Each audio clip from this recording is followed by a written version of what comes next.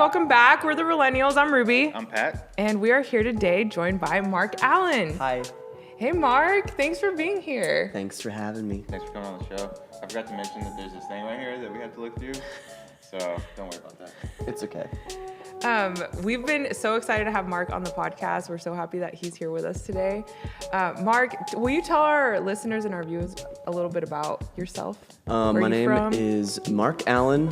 I'm an artist and photographer based here in Kansas City. I went to school out in LA and lived in LA for several years too, so that's kind of my second home, but I'm back in Kansas City. I live in the Crossroads. I'm also a real estate agent.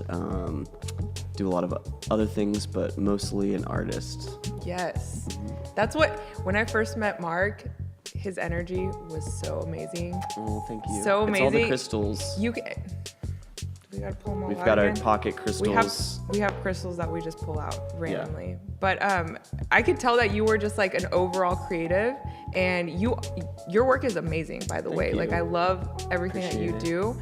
And I agree with that. I did want to ask, how did you get on your creative path? Has it always been there for you, or was there a point in time where you just decided, hey, I'm gonna... There is definitely a critical time. Well, so when I was younger, I was a child actor. My parents are both in the news business, and my brother and sister weren't really as interested in it, but I liked doing commercials and stuff like that. I did a feature film that like a independent production out in Kansas when I was a freshman in high school.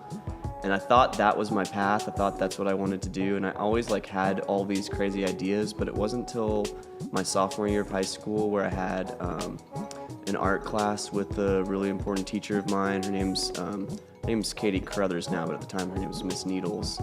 And I had to take an art class, and so I took drawing, and I really liked it. And I'd always loved drawing, but I didn't ever think I always thought with art, like the whole purpose of art and studying art was to be, the most perfectionist, being able to draw realism. And then that class really opened up my brain to thinking about what art could be, and that it's not just about making a picture. And then I also got my first camera that year too, which was just this little Canon point and shoot that my dad got me, I think, for my birthday. And it had that feature on it that it had two things. One of them was it showed the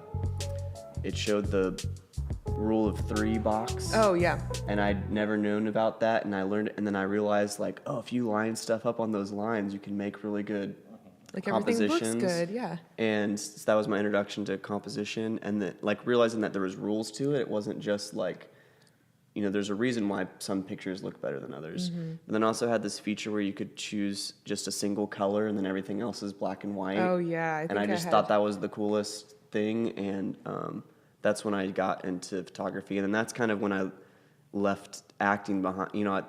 Up to that point, that's what I thought I wanted to do. And then that's kind of when I left it behind and just chased art full force. And then it's funny because now I've kind of gotten sucked back into film, but through... on the other side. Yeah. Which is cool. That's interesting that you understand what it's like to be in front of the camera, and now that you've gone behind the camera a little bit more, you can relate to who's going to be in front of the camera. Yeah. So what's your favorite medium? I know you paint and you do photography and you obviously draw, but what's your favorite medium? I think that's a difficult question because I couldn't say what my favorite is. What I've done the most and my most well-known work and my most long-standing body of work that I've done since 2009 is my underwater photography. Mm-hmm. And I was a swimmer.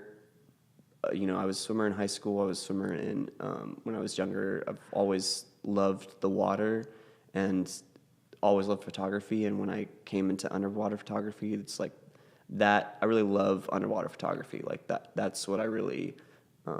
That's what really gets me off. But painting, I love painting too. I love watercolors and I love acrylics, and that's a different. There's something really cathartic about that in terms of the most therapeutic. Definitely painting. I love being in my studio and painting too. So that's the difficult. But I love taking pictures of people, and I love painting people. So I would say that anything that involves me either painting someone or taking pictures of someone is my favorite. Can we show some of the stuff up on the green screen? Yes, here you go. Dude. And Some then of this here's wonderful this, work. and then here's that. Wow, that's pretty awesome. Underwater photography. Have you seen my underwater pictures? I've seen some of your stuff on Yeah. Instagram. I don't recall any one particular one, but I do remember seeing some of the stuff from. Mark had a booth right next to, this is before you guys even knew each other, but right next to Joey Oh yeah, that's at the Ceramics? Heard your yeah. name. Oh my gosh, funny. Yeah, he Really? was, yeah, we went to high school with him. He's I've like, actually- They're Joey- super nice people. Yeah, Joey's actually one of my best friends, like from my whole life. I've known him since daycare. Wow. Yeah, that's crazy. They live in Lawrence, right? He lives in Wichita. Wichita. Yeah, so he went to WSU. I don't know if he got his master's, but he got his undergrad there in ceramics. Yeah, really cool ceramics. his stuff is cool. Yeah, I got invited back next year, so I'll be at the Plaza Art Fair next Yes. year, Nice. Woo! which will be nice because I don't have to apply. That's the, Yeah, that's what applying he and was figuring saying, out if you got in or not. Yeah. That's what And I he don't have was to pay saying. the fee either, which is really Ooh. nice. that it was kind of a process to get in there. Oh yeah, it's I didn't realize there's people who literally they go to a dozen or more fairs a year. Like that, as an artist, that is their career. Right. And they have like really nice tents, and they have a whole truck set up, and some of them even sleep in their car. Like it's crazy these stories people tell me about the different fairs and which fairs are good and which fairs aren't good, and like there's a whole. They're like carnies almost, like carnival type people.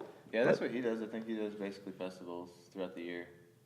Makes ceramics. He's also a ceramics instructor, I think, at a community arts center there in Wichita. Yeah. What other art fairs are around here? What would be like the biggest art fair that someone could go to? So people were telling me Cherry Creek in Denver is really good. That always happens around July 4th weekend. That's like a really big seller. Ooh, yeah. There's some really good ones. I mean, it also depends on what your art is and because some people were saying, some fairs are good for their art, some fairs aren't. There's a lot in Florida, which is good because there's a lot of old rich people Yeah. who buy art. I don't know. It's just about where your market fits. But we have like the Westport Plaza. We have the Westport Art Fair, which is only locals. Just depends on what you do too. Like I have a friend who's a jewelry artist. She does really well at all the fairs, just because it's also something smaller that people can buy. It's the hard thing about art, like having something at a affordable price point for people too, and having your high end stuff. It's an interesting thing about fairs too, is it's not like a gallery. Like a gallery, you can have really big stuff and it might sit, might not sell. But Yeah. at a fair, people like to have, Something they can take with them. which is what I'm going to do more. I mean, I sold a few big pieces, but next time, definitely going to have smaller pieces. I'm going to have a book out by that time of all my underwater work, just because not everyone can afford, a $6,000 giant. Yeah, Print. they're huge. They were like, Well, it gets even bigger too. I haven't printed the biggest that it can go, but I want to. what do you print them on? Like, what is the? It's printed on aluminum. It's a dye sublimation process. So the company I use is called H&H in Raytown, and essentially they print out the image on. It looks like wax paper, but it's a transfer sheet, and so they just print that out like on an inkjet printer. But it's like obviously a nice printer. And then they have a giant heat press, and they line it.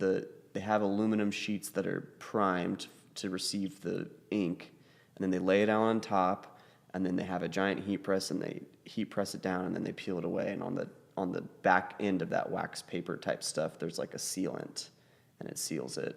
And then I just mount it on the back and hang it, so it kind of like hangs off the wall. It's supposed to be really archival, and How does an artist set like a price point for their art?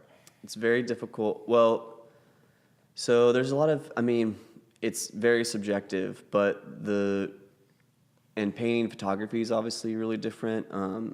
For photography, it's all about size for me, and so all of my images, except a few that are kind of my older images that I've sold already a lot of, I have priced a little bit higher, but basically all my images are priced at a certain price based on the size, which are also editioned, and that just, with the metal prints, there's a lot of cost involved when you get bigger.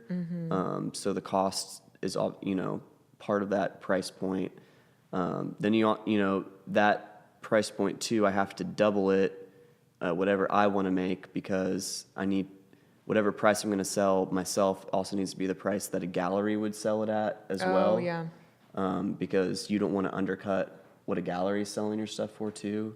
So you have to, it's nice when I sell stuff myself because then I make that, but I also need to have enough padding where if a gallery sold something, I would still make money, and then also shipping and also making it too. So that has just, slowly increased over time, and I've just kind of developed it. I'm really into numerology too, so the numbers of my prices are really important to me.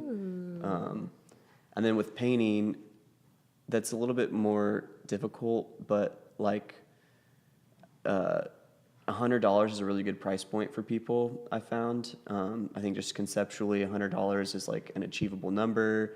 It's simple, it's to the point. I don't like doing like $99 or $95, Yeah. that type of thing. So right now, like my 16 by 20s portraits, I just charge $100 for. And that's kind of a lower price point of what I normally would, but then if you get bigger, it obviously goes up. But and with painting too, I can get the materials cheaper. It's not the material cost isn't factoring in as much. But also too, as an artist, you got to consider all the years that you put into it, and each year your prices should rise. But it's subjective. So you just finding the price point that people are willing to pay for your stuff, but that you're willing to sell it for too. Yeah, it's always been an interesting point, I guess, is how do artists set their price? And I guess it's a decision that they have to make in order to live that lifestyle, right? And then it's, based off of, like you said, what people are willing to pay for it. So I've always just been kind of fascinated about how artists approach their income, like from a business standpoint. So I think too, the hardest part about being an artist is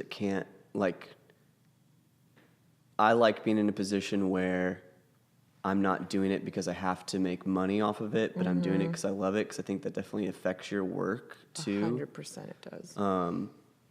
So that's why I got into real estate too, because real estate's really good money. It ties in well with my art. People who have new houses need new art.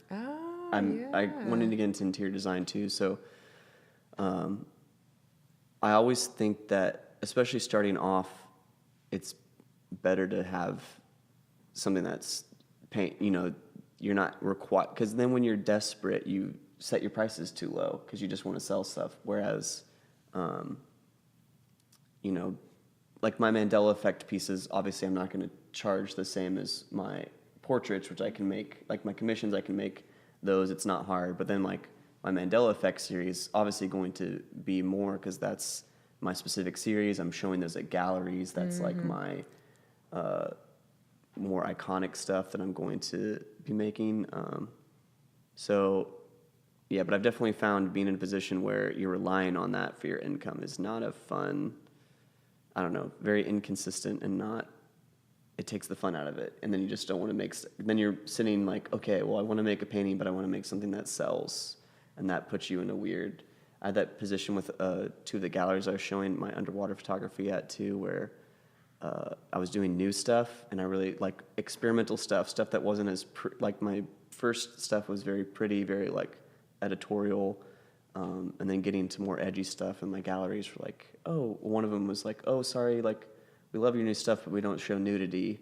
And I was like, well, I don't know if it's going to be a good fit then, because I'm not going to not be making that work, and I want to show that work. So,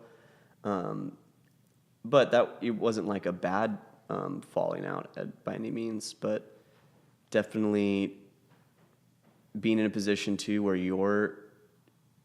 there's tons of different gallerists too. So my goal now is finding a gallerist that wants to show what I'm making and doesn't want to put input on what they want from me. I see. Whereas before, one of the galleries said, well, I like some of your older stuff. Can you do more stuff like this? And it's like, well, no, I'm not. Yeah, that was the 10 old years me. ago. And I can still show those pictures if you want to show those pictures, but I'm not going to keep making that, as an artist, you should always be constantly growing and evolving. So it's not easy, and I think a lot of artists struggle. That's what they struggle with the most is the business side of art, because art, we just want to give it away. Yeah. Too. We just want to do it. All right, well, we're here with Mark Allen, multifaceted Kansas City artist and pineapple enthusiast. Yeah. We're the Realennials, and we'll be right back after the break.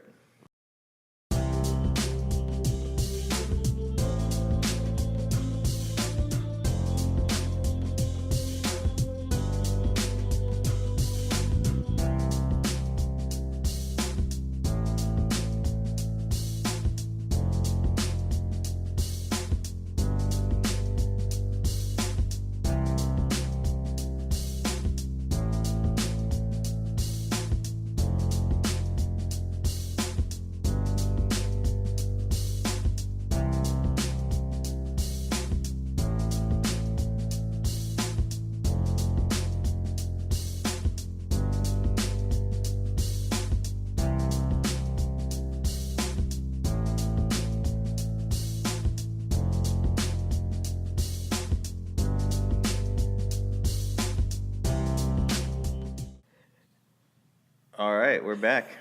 We're just hanging out here still with Mark Allen. I'm Pat. I'm Ruby. We're the Realennials. So to continue on with what you were saying before the break, where business and art meet, how do artists survive? How do they go over that in art school? No, and I think that's a travesty because I think there's a lot of, especially I see a lot of, well, I went to a liberal arts school, so I wanted to go to a school, I thought I wanted to go to art school, but I also really love telecommunications, which is what my parents both do, and I thought I wanted to get into broadcast journalism, and which ironic because that just brought me more into film too. Like I always loved making film, but I liked going to liberal arts school because I got a really well-rounded education. I really love languages too, so I wanted to continue my Spanish, and I got to go abroad. But that art program was also very small, and I feel like after I graduated a year early because I dropped my telecom major, and I had a lot of credits from high school, and I said to myself, I kind of felt like I maxed out what I was learning from this specific art program. That another year I would just feel I don't know. But yeah, Art Institute kids too, I feel like a lot of them are struggling. A lot of my friends who went to the Art Institute are struggling too because they don't teach you, okay, you're an artist, but how are you going to feed yourself? Yeah. That's the important part of living. But I think the special thing about artists, though, is artists are very resourceful, and I definitely appreciate my years of being broke and being resourceful, especially being in LA and being broke and being resourceful, and knowing that, I've kind of, there's a lot of different things that I figured out. Like when I used to work at a restaurant. I think a server is really good. There's a lot of artists who are servers because that's a really good. It mixes well with what you're doing because you've got a lot of free time during the days and stuff like that. So finding jobs that coalesce with your art skills. A 9-to-5 isn't always going to be the best because you're going to be exhausted at the end of the day. But when I moved to LA and left my server job because I hated it because it got to the point where I don't work well with authority who I don't respect. Same. Like I'm not going to just let someone say something to me and not speak my mind back to them just because they're my manager, know? But there's a lot of I think there's a lot of ways to find supplemental income. So like I was doing I still do this, but I do a lot of graphic design. Weddings are a big thing for a lot of photographers. I kind of poo-pooed the idea of weddings, but I like doing weddings for people that I like because it's good money. People actually pay you for your work because they appreciate it. They want that. And I love taking candid pictures. I love like documenting stuff like that. So weddings are a big thing that made me money. Like having my work in a gallery really helped because they're selling your work for you. So it'd be nice, like, oh, you sold a big print this month. Like, here's $1,000 check. Ooh. You know, but that's, you know, once in 3 months, you know, maybe. But then you have the gallery that's telling you what they want too, because it's going to fit their. So that's, you know, it's good to be in a place where you're not desperate, because when you're desperate, you make desperate decisions. Yeah. And you work for people who have questionable, you know, it's all about vibration too. If you're wanting to support yourself, then you have to be in a resourceful mindset of, okay, what is my bottom line? Bottom line, what do I need to make? What do I need to do? And just seeing too, like, I think everyone, no matter what field you're in too, we're in this very consumerist mentality where we have to, like, we think we have to, all these things we think we have to buy, but also finding places like where I'm working too, when I'm working on my computer, finding places where, you know, like coffee shops are a great place to work from because you don't have to spend a lot to chill there. Yeah. Or like the Kansas City Public Library. I love going to the Kansas City Public Library. Yeah. Just working on my computer because you aren't expected to buy something. And it's a beautiful building, and I actually like going through the books and stuff. And I think just being an artist and being resourceful is really helpful. But yeah, definitely being in a position where you're not desperate is important.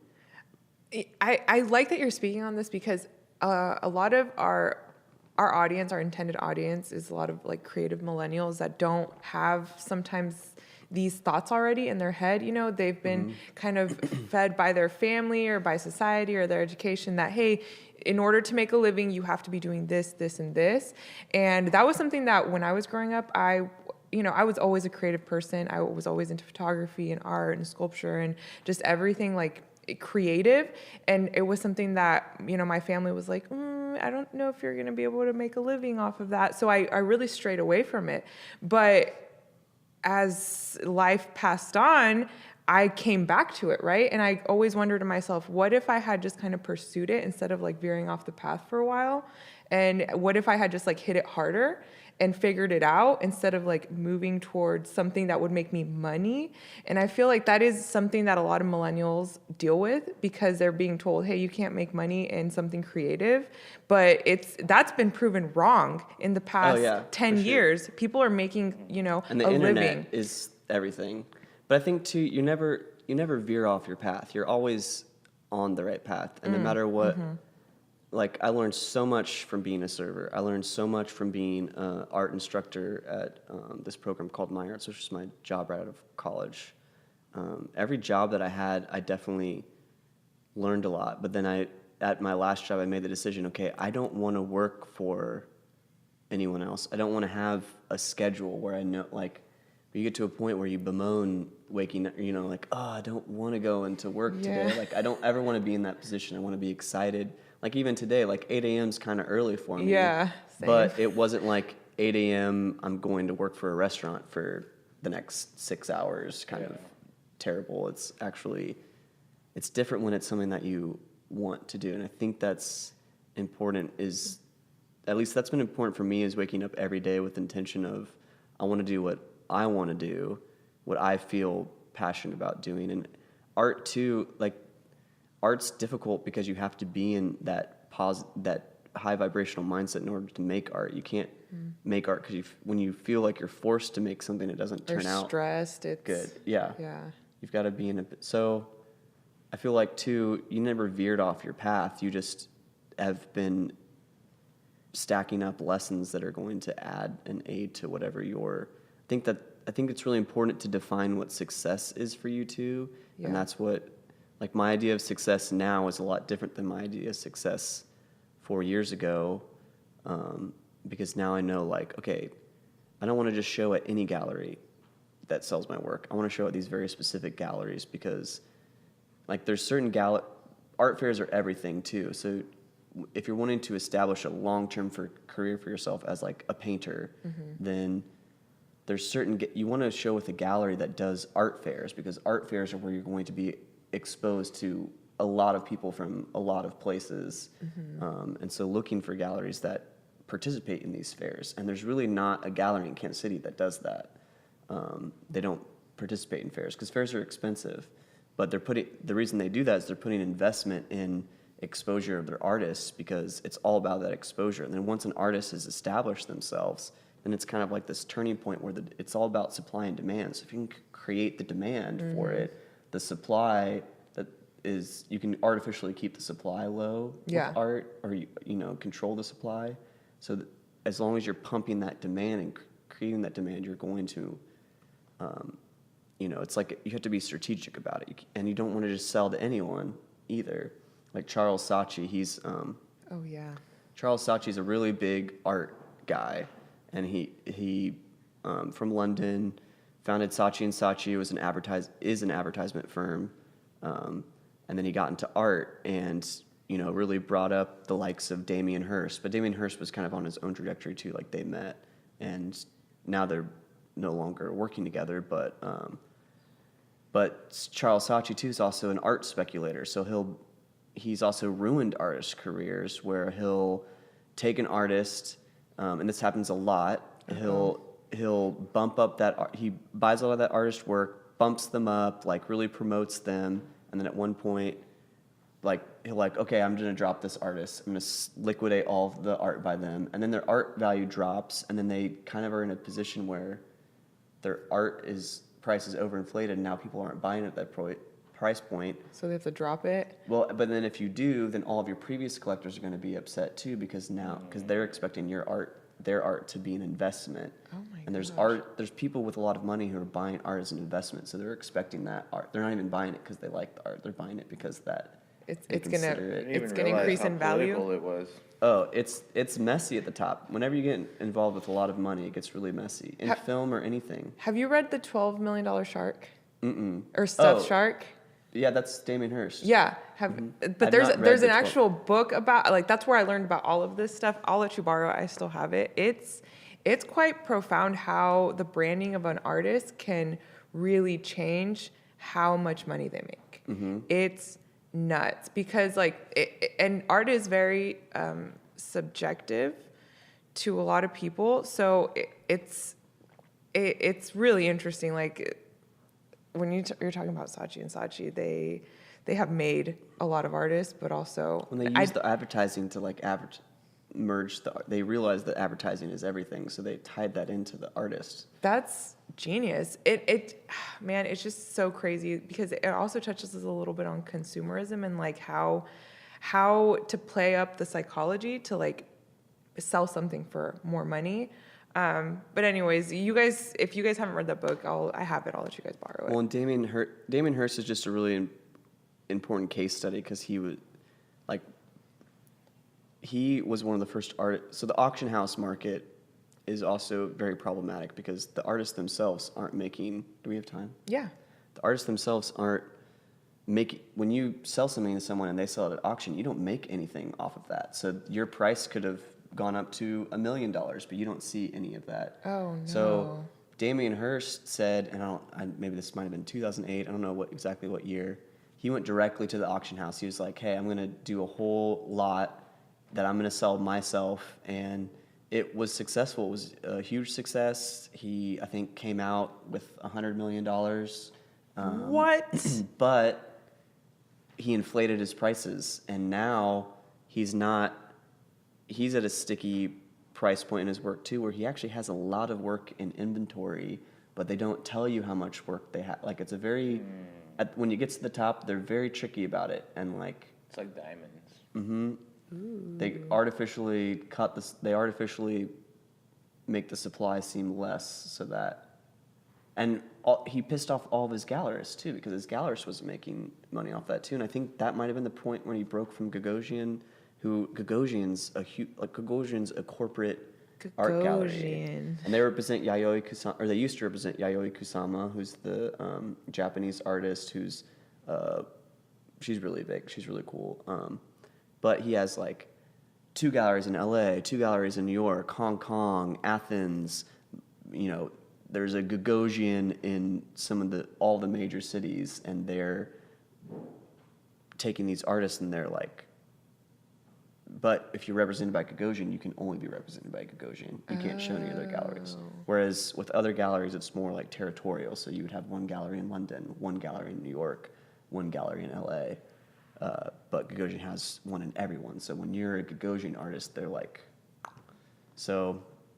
But for me, at first I was like, oh yeah, that's like dream of success is getting to that point. Yeah. But now I don't think I'd ever show for Gagosian because you really give up a lot of control over your career at that point because you're at the behest of this corporate power that's ruling your art career, and they definitely probably tell people what they want from their work and what they can't show. I mean, I'm sure they have some kind of control over that. I have a couple quick questions before we wrap up. What are your thoughts on that Banksy piece that self-destructed? Is that like a real thing, or is that like a... I don't know. I can't tell Publicity if, well, it's definitely a publicity stunt. That's all of Banksy's work. Yeah. Now, I can't tell if the auction house was in on it ahead of time. Yeah, okay, that's what I was... But that piece, because it's shredded, is worth tons more now because of the advertising of What happened? Yeah, and I think an important case study to liken that to is the Mona Lisa. The Mona Lisa wasn't famous until it was stolen. The Mona Lisa was just like a small piece by Leonardo da Vinci that was in the Louvre. It was stolen by an Italian nationalist who he stole it because it was small enough and it was an Italian work of art that he wanted to reappropriate to the Republic of Italy or whatever whatever he called Italy. And people, because that news story spread around the world about this stolen piece from the Louvre, people lined up just to see the empty spot of where the Mona Lisa was missing. And then since then, it's become the most famous painting in the world. But most people don't know that. Most people don't know why the Mona Lisa is famous. They just think it's famous. I didn't know It that. wasn't famous until there was that story. And I think publicity is everything with art. Like if you've heard about an art piece, it's going to be more valuable than an art piece you haven't heard of. Yeah. That's true. Can you arbitrarily set one of your art pieces for like $1 billion and have like the most expensive piece of art in the world? Yeah, but it wouldn't mean anything until it's sold. You know, and that's the thing about art is you don't really know what the value of it until it's Somebody sold. pays for it. Like the $400 million Da Vinci piece that might not even be actually Da Vinci's own hand, and that has a whole history too. And then now we're getting mixed up with not mixed up, but like there's a ton of money in Asia, a ton of money in the Arab countries, especially Qatar, and they're buying up a lot of masterworks. And I think the Salvador Mundi, which is that expensive piece, I don't know if it was a Saudi Arabian or a Qatari, or I know that someone from the Middle East who, oil tycoon or some, billionaire who bought it just because it's, Da Vinci's don't go on the market. There's only 12 or 13 actual paintings by Da Vinci that are even exist. I mean, there's a lot of little drawings, but actual paintings by Da Vinci, there's only a dozen or some. So when one goes on the market and someone really wants it, and somebody has the money for it. But it's all about the name. They don't even care about the piece itself, really. Oh man, we're gonna have to talk about that more. All right, well, thank you so much for joining us For today. sure. All right, we'll be back.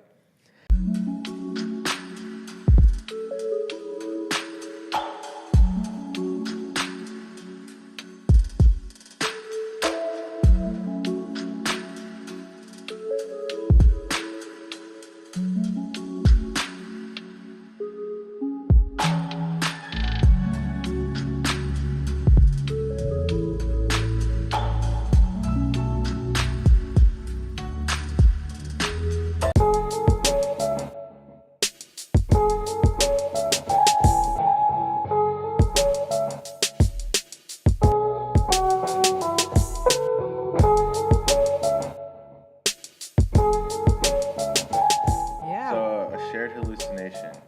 Well, so I was talking to Morgan Cooper, which I think too, when we're talking about art business, I think that with art business, something that really helped me was having a mentor. And Lisa Lala was my mentor in high school. Like, she's a painter. She shows at Blue Gallery. She's like a really good artist. And she came and spoke to my class. And then I asked her if I could like come see her studio and talk to her. And like we just became really good friends. She taught me a lot about the art business, about how she prices things based on square inch. So she has a square inch price where her paintings, it's all based on square inch. And then every year she raises that a little bit.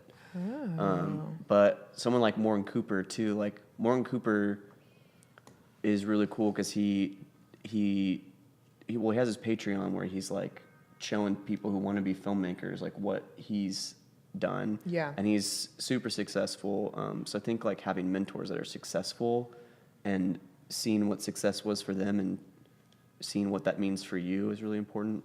But yeah, I was talking to him about how like a movie is really a shared hallucination. Like you're in a dream state. When you leave, that's why it's like so dark. It's hypnotizing. You're in this room and you're in another world. You're sharing that hallucination, and that director and that writer, they visualize that.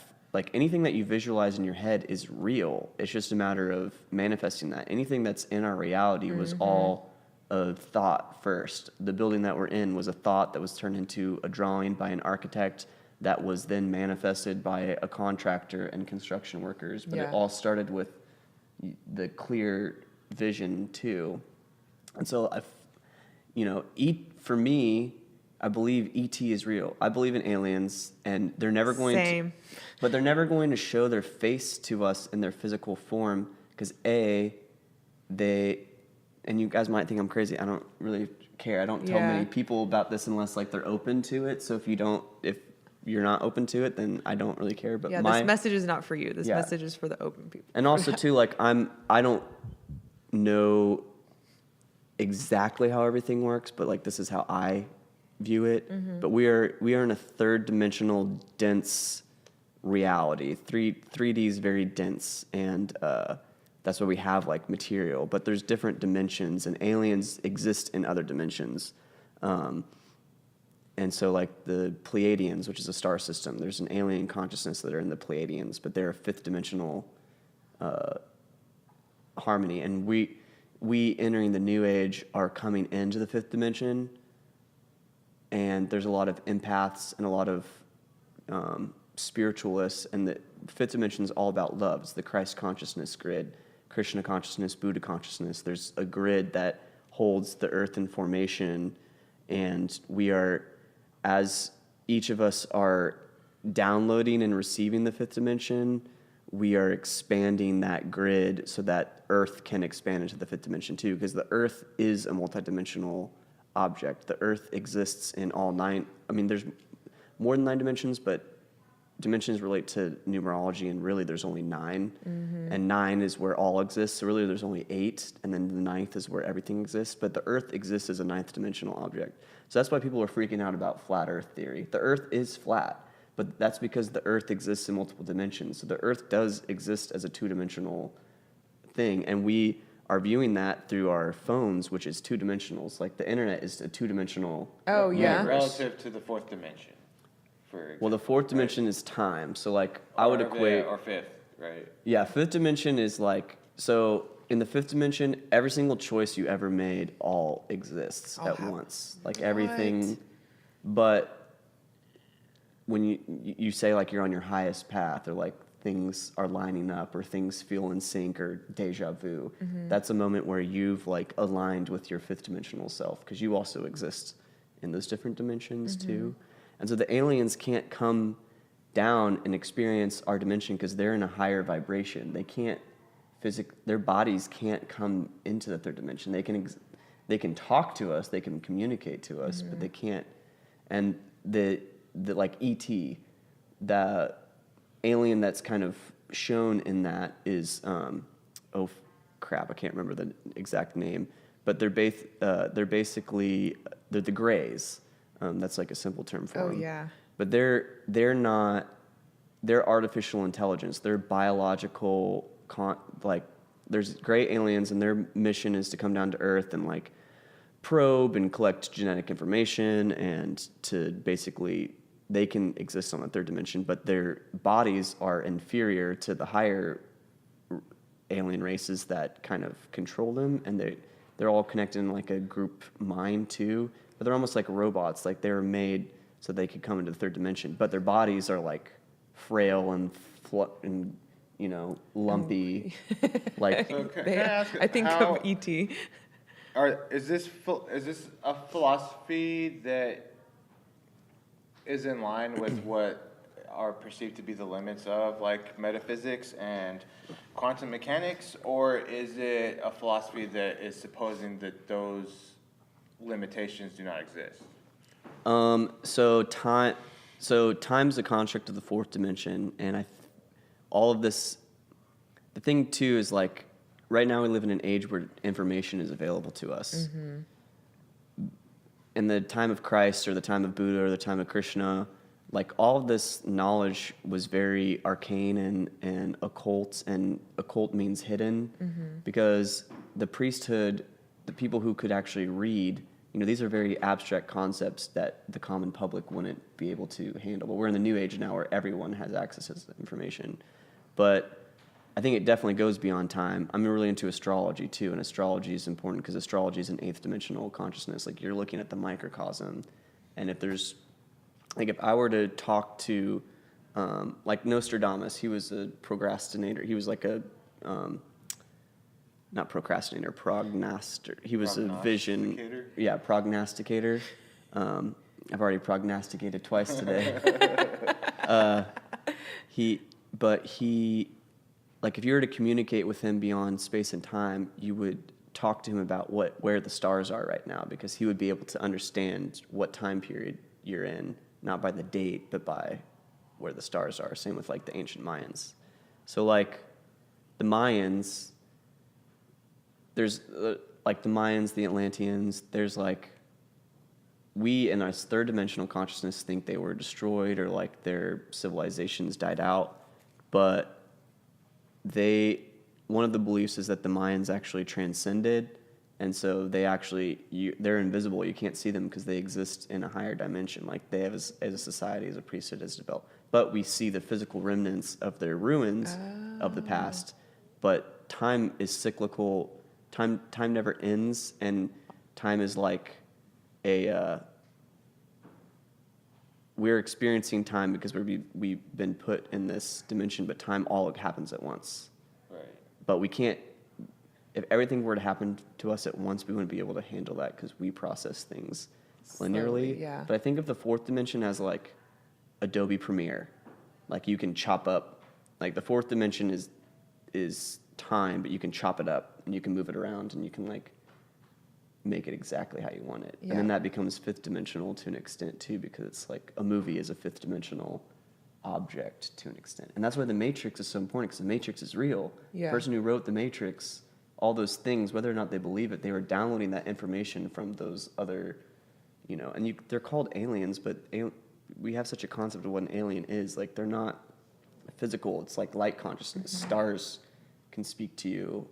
Planets can speak to you. Like the pineapple speaks to me. The pineapple to me is a thing beyond, like it's not just an inanimate object. Like it has a consciousness that you can, like humans are really good at, we're very sensitive. We have our vessels are such a powerful vessels. We're so highly evolved, and we have so many sensory abilities that we're able to Pick up on stuff. Yeah, so that's why a movie is like a shared hallucination. Like someone downloaded that information, they visualized it. It was so clear to them that they wrote it out and then they directed it and they had the actors and like all those pieces came together. Like that's a fifth dimensional project because all the cooperative components came together to make that thing, and then that can be viewed over and over and over and over again, and you're seeing someone's dream state essentially, but you're able to view it with your own eye. You're able to see in someone's mind to an extent. So it's real, even though it's not like physically real. It's the visualization of the mind is still real. Do you think that people know this and get this information without? Do people get this information without knowing it through their intuition? Mm-hmm. Is that where like the downloads to, and then you are like, oh, I have this idea, but it's not really completely you. It's also like something that you've gotten from, whatever you're channeling. I think that's why artists are generally more. In general, artists I feel are more in tune with that spiritual side because they get it. And that's why I'm really into astrology too, and like people talk about Mercury retrograde a lot. I think people instinctually know that something's up. they might not know what is up, but they know that something, like we sense things. And even though I understand this kind of in a way that I can verbally express, I don't fully understand it either, too. It's like I've kind of been feeling my way through this, and now kind of have developed my understanding.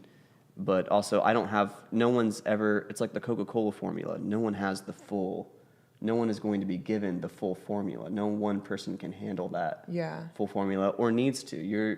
You've come here for a specific mission, and your job is to align with that mission. And your emotional state is a tool for you to, like, if you're unhappy at your job and you're miserable, and every time you go in you're miserable, it's your instinct and your higher self telling you this isn't jiving with you anymore. This isn't you're not resonating with this anymore. Or when, like we're vibrational beings. We're like a radio transmitter and receiver. We're broadcasting something. We're broadcasting a vibration, and we're going to attract things that align with that vibration. So the higher you vibrate, you're going to attract higher vibrational people. And then people of your past who are like low vibration, you're going to have to separate yourself from, or the universe is just going to separate you, because you're no longer in line communicating. You can't even talk to someone who's in a low vibrational state who thinks all this is bullshit is going to think I sound completely crazy, and they're not going to hear my message. They're not going to vibrate with it. The people who are going to mesh with that. I think that's why the Matrix was so important too, because that really like opened people's minds. They're like, oh fuck, and then, sorry, I said the F that's word. okay. But then like simulation theory, like Elon Musk has talked about simulation theory. That's the whole idea of simulation theory. We're in a simulation. We're in a grid, electronic universe. Everything's electrons. And nothing's real. I think that's the baffling thing about physics. And they're trying to break down, there was the atom, and then there was the atom and all the little things that go within the atom, and then there's all the quarks and bosons and all these things, and they're smashing. The CERN Supercollider is wild. They're smashing particles together that are creating. When they smash the particles together, you know what the CERN Supercollider is? No. So there's a supercollider in Geneva, Switzerland. It's called CERN. I can't remember what it stands for.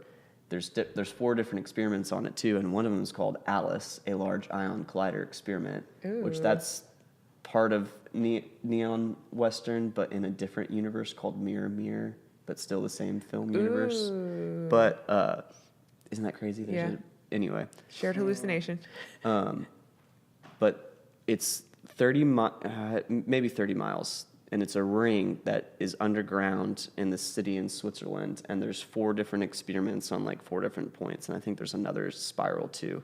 I completely understand the mechanics of it, but this large machine, and what it's doing is it's shooting particles fast, I don't know, speed of light, super fast. Yeah, they can accelerate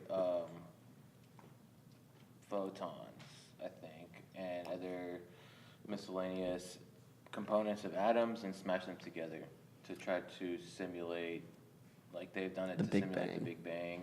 Oh, shoot. And to see how things interact that we have never had that they've theorized. Right. Well, yeah, they have everything on. Theorizes, but they've never been able to prove or observe in nature. So they have according to Newton's laws, according to Einstein's theories of relativity, according to Boseman or whoever else, they run through and they test like, oh, you thought about this 100 years ago, and he's right. Isn't that crazy? That's crazy. Well, and when they smash the particles together, it creates a temperature that is 10,000 times the temperature of the core of the sun. What? I don't even know what the number is. How does that not like melt the city above well, it? It's so tiny. It's creating like microscopic black holes, and it's instantaneous. It's less than a nanosecond. Yeah. That's why you can survive being hit by lightning, even though lightning also gets hotter than the temperature of the surface of the sun. What? But then they have sensors, and it smashes, and then it's able to sense. It's like it's photography, basically, just like very microscopic photography. But yeah, they're able to. The thing that they were looking for the longest time, which they discovered in 2012, well, not discovered, but like proved in 2012, is the Higgs boson particle, which is the God particle. And that's like this missing piece. And because they're trying to find what gives weight, because it's just, everything is, there is no like physical material. All it is these like vibrations, photons, light. Everything is light. Love is light. Light is matter. Matter is light. You know? But where was I going with the CERN Supercollider? You were going to You're describing it. describe it to You us. know what it was. I don't know what it was, but so the God particle, what is this? What does that mean for just like in general how we're thinking about the physical world? They Like, call it the God particle because the theory, they didn't believe that it could exist or something like that, that it was not possible. And so whenever they proved that it was possible, that it's like basically like nothing a is. miracle, quote Yeah. unquote, a miracle. The guy, Higgs boson, it's two people, I think. One of them does not like that it's called the God particle. It's like, that's very misleading. That's not really... When it's I had don't political like it. ramifications, there was supposed to be a hydrogen accelerator or particle accelerator that was supposed to be in Texas, and it's supposed to be 3 times bigger than the one that exists now in Switzerland. And it was being built, and the important part about the economics of having that is when you have a particle accelerator like that, you attract the smartest physicists from around the world. Yeah. Like the people working on that CERN Supercollider come from every single country, Yeah. and they are literally the smartest physicists. And it's like a like it's a brain, what's it called? Like a brain magnet or a brain tank or think tank. Think tank. Yeah. So they wanted it to be in Texas, and it was supposed to be, there's still parts of it that are built that are there. Now it's just filled with water. But it was never completed because they needed more money for it, and it was a big political thing, and people didn't understand it. And one of the physicists was talking to the Congress, you know, it was decided by the state legislature on whether to continue this or not. And one of the final interview questions was, so are you going to discover the God particle? And that irked a lot of like Republican, conservative, Christian Texans. Oh gosh. And the physicist, who obviously very analytical and, you know, talk about being in the high vibration and not being able to talk with someone who's not the same, you know, not understanding what you've put down. And the guy, the question was, so are you going to find God? Was the question from the Republican congressman, Oh, I assume sheesh. Republican, or not congressman. That's a loaded but question. House, I think it was state legislator. The physicist said, no, but we are looking to find the God particle. And there was like that, because of the wording of it, it upset a lot of conservative Christians, and they nixed the project, and now it's in Switzerland. What? But that's, you know, with the Mandela Effect too, a lot of people blame the CERN Supercollider for the Mandela Effects because they believe they've altered our realities. Like we're in a different dimension because of it. Oh, and the Mandela Effect is the remnants of And so the like differences. And so like there may have been the Texans one, you know, in the 5th dimension, all options exist. So in another dimension, the Texas Supercollider does exist, and it was 3 times bigger, but then it had a massive failure because it was too big and created a black hole and wiped out that dimension. Now that dimension doesn't exist anymore. Oh my gosh. Same with like Atlantis. The reason Atlantis doesn't exist anymore is because they were building something very similar, but they were using it as a weapon way back when. But it would have looked totally different than the way our technology exists today. But they were like a very highly, it was very highly sophisticated technology that the ancient Atlantis were doing, but they were using it for a weapon, and then they eventually like blew themselves up and then were underwater. But there's another dimension in which they still exist and are operating, but we're not in the same vibration as them. So yeah, all these little pieces of the Mandela Effect, like our minds are there's multidimensional crystals in our brains. I don't exactly know how it works, but there's crystals in our brains that are that are beyond, they form beyond time. And so we exist in multiple dimensions too. So with the Mandela Effect, we've all been shifted, or those of us who understand have been shifted, but we hold these memories of this other reality where like Shazam with Sinbad from the 90s exists versus Kazam with Shaquille O'Neal, or Curious George doesn't have a tail, the Monopoly Man doesn't have a monocle, Shaggy doesn't have an Adam's apple, the Berenstain Bears controversy. Our minds are remembering all these things, but in our reality, we're only seeing physical evidence of this reality, but we remember this other reality, and it causes like a huge cognitive dissonance in our brain because we're processing so much information that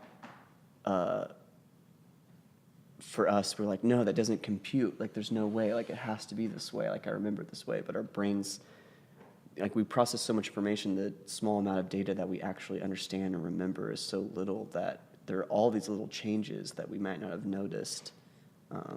People go crazy over this Mandela Effect stuff. When It's I first weird. found out about it, I was like, what? There's some pretty awesome Like, art regarding thank that, you. So hopefully people check it out. We're gonna We put can it put- up yeah, on the put it green on the screen. screen. So we might actually. I'll just send you a touch bunch of my base with you. art, Yeah, we and might just you can have just some put up. like rotating throughout the show. Cool. So Awesome. All right, everybody. Thanks again for tuning in. We gotta wrap Thank up. you. Hopefully, you can come back some point. Oh, That'd I be great. definitely plan on it. And yeah, we're the Realennials. Check us out on Facebook, YouTube, and Instagram. Where can people find you? Yeah. So my Instagram's Mark Allen Studio.